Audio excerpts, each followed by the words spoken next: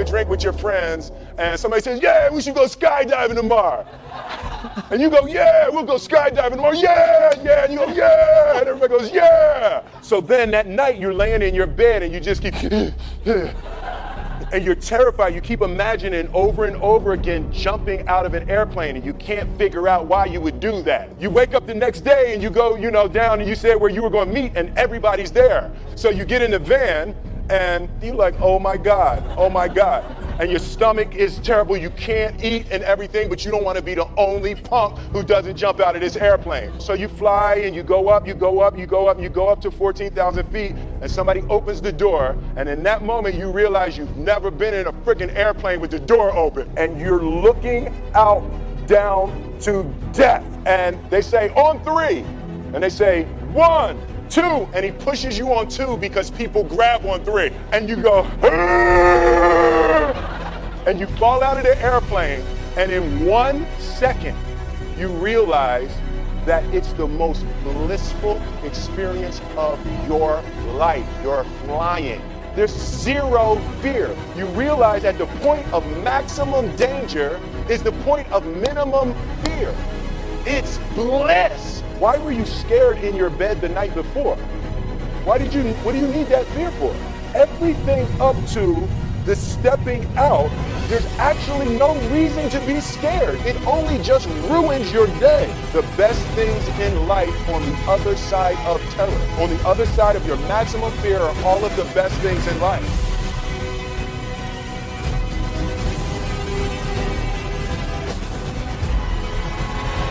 I didn't have an easy experience. I didn't come in as a top-rated recruit. I didn't come in with the opportunity to play right away. I had to earn it. And you know what the greatest honor I've ever received as a player is? In my 4th year and my 5th year, I was named team captain. That, to this day, is the single greatest achievement I've ever had as a football player. Because the men in this room chose me to lead their team. And these were my best friends. These were the guys that knew that I liked to work, that knew that I loved football, that knew that I loved to play, that knew that I wanted to be the quarterback for Michigan. And all the lessons that I learned here on State Street and in the big house, that's still what I bring to practice today. And after 14 years, I love the game more than I've ever loved it. But where did I learn the love for the game? Where did I learn to practice? Where did I learn to compete? It was sitting in the same chairs that you guys are sitting in today.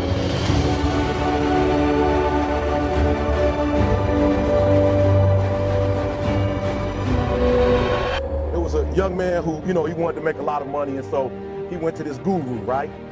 He told the guru, I want to be on the same level you on. And so the guru said, if you want to be on the same level I'm on, I'll meet you tomorrow at the beach at 4 a.m. He liked the beach. I said, I want to make money. I don't want to swim. Guru said, if you want to make money, I'll meet you tomorrow, 4 a.m. So the young man got there at 4 a.m. He all ready to rock and roll, got on the suit. The old man grabs his hand and said, how bad do you want to be successful? He said, real bad. He said, walk on out in the water.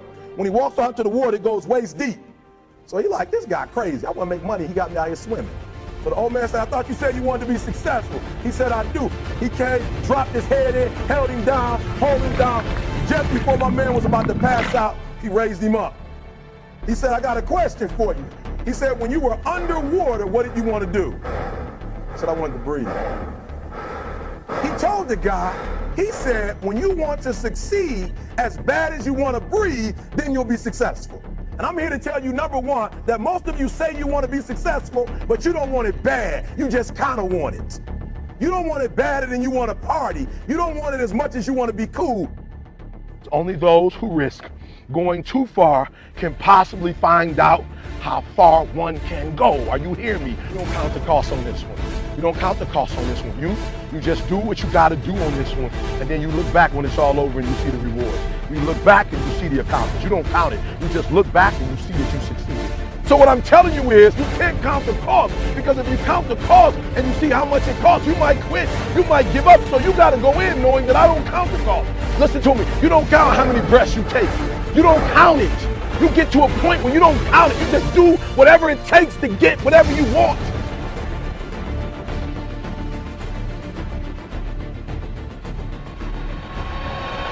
this lion. He's the king of the jungle. Huge mane out there. He's laying down under a tree in the middle of Africa. He's so big. He's so hot. He doesn't want to move. Now, the little lion comes. They start messing with him. Biting his tail, biting his ears. He doesn't do anything.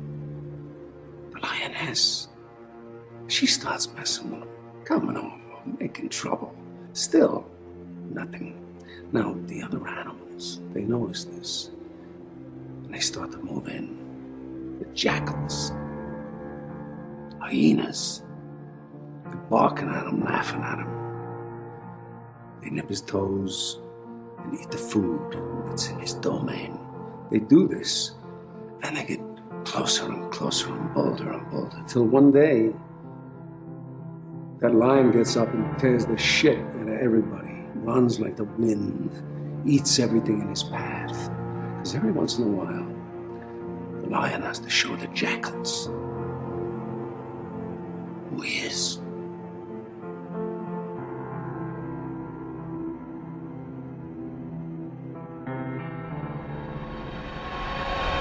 Everything you people have told me, I didn't have the technology, I didn't have the right contacts, I didn't have the time, I didn't have money. Everything you've told me, I didn't have enough Supreme Court justices. Those are resources. And so you're telling me I failed because I didn't have the resources. And I'm here to tell you what you already know. Resources are never the problem. It's a lack of resourcefulness is why you failed. Because the ultimate resources are emotional states. Creativity, decisiveness, passion, honesty, sincerity, love. These are the ultimate human resources. And when you engage these resources, you can get any other resource on earth. Resourcefulness is the ultimate resource. And if you don't have what you want, stop telling yourself the story because you don't have the money, you don't have the time. That's bullshit. It's because you haven't committed yourself where you would burn your boats. If you want to take the fucking island, burn your fucking boats. And you will take the island because people, when they're going to either die or succeed, tend to succeed.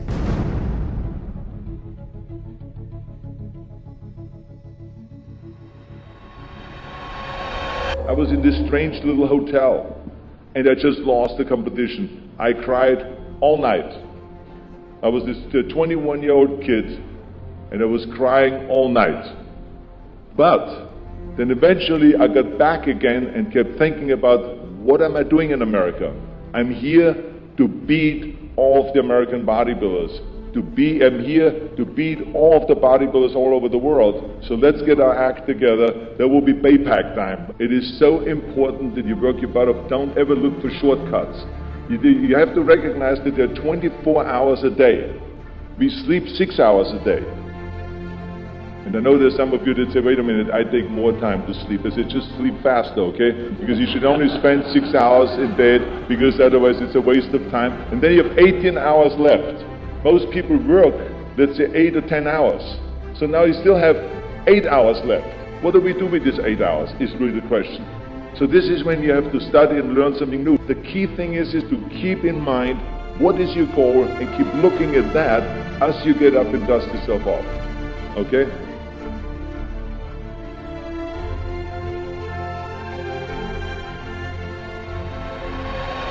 He sleeps on the floor. Him and 2 other dreamers up there. Look at him. It was hard, ladies and gentlemen, coming to speak to people. And I was facing financial difficulties in my own life. I was behind on my bills and my dreams, and I'm saying to them, you can live your dream. It was hard, ladies and gentlemen. It was very difficult to pick myself up each day believing that I could do it. There were times that I doubted myself. I said, God, why is this happening to me? I'm just trying to take care of my children and my mother. I'm not trying to steal or rob from anybody. Why did this have to happen to me? It was very hard. And here's what I want to say to you. For those of you that have experienced some hardships, don't give up on your dream. No one could have convinced me by holding on, by continuing to push forward, by continuing to run toward my dream. It's a long shot, ladies and gentlemen, from Liberty City, an abandoned building on a floor, never knowing my mother or father. It's a long shot being here with you today in this dome, in Atlanta. It's a long shot. No college training, labeled educable, mentally retarded. But I kept running toward my dream. Don't stop running toward your dream. I've had my shares of ups and downs. I've had many struggles. I've had blood clots in both my lungs at the same time. And I lived through tragedies and controversies, and people looked down on me, put me down because I didn't look like them. I look stronger. I've had people look past me because of the color of my skin. I've had people overlook me because I was a woman. I had critics say I will never win another Grand Slam when I was only at number 7, and now here I stand today with 21 Grand Slam titles, and I'm still going. And I cannot help but think of my favorite poet, Maya Angelou, and she has this poem called "And Still I Rise." So here it goes. You may write me down in history with your bitter, twisted lies. You may trod me with the very dirt, but still, like dust, I rise. Just like moon and suns with the certainty of tides, just like hopes in spring and high, still I rise. Did you want to see me broken? Bowed head and lowered eyes, shoulders falling like teardrops weakened by my soulful cries.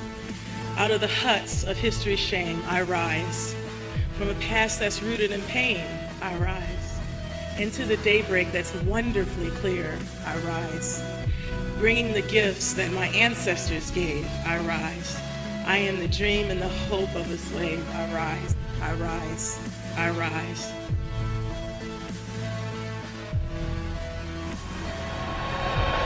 "35 years of lifting weights, and open heart surgery, dying 3 times on the operating table, CT.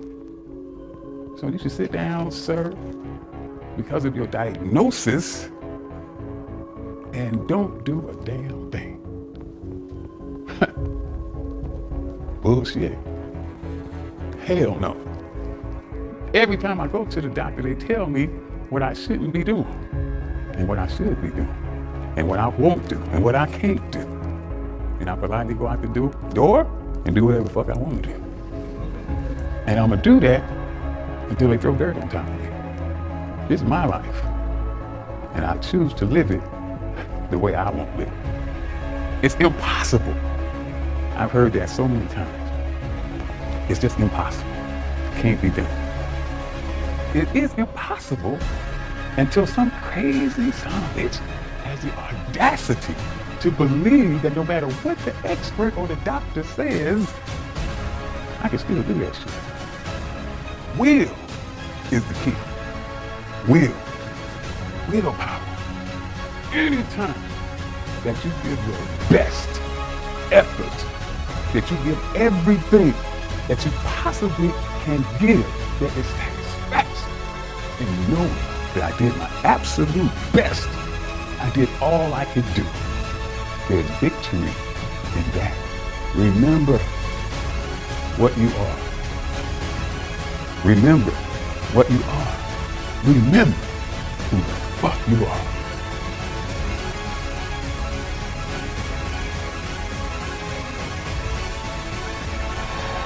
I had like $106 in the bank, and like I said, I had to sell my dog, and things were not looking very, very good. My $40 car had just blown up, so I was taking a bus to work. I had no film history, no real film knowledge. I was just working from, I guess, instinct, and I knew this was like the moment of truth. And they said, "Sylvester, you ready?" I said, "No, but Rocky is." Because so often I had gone to fight films or sporting films. "Yes, we're going to go out there, we're going to knock him out, you're going to win." I said, "No, because I'm not going to win. I'm going to get destroyed.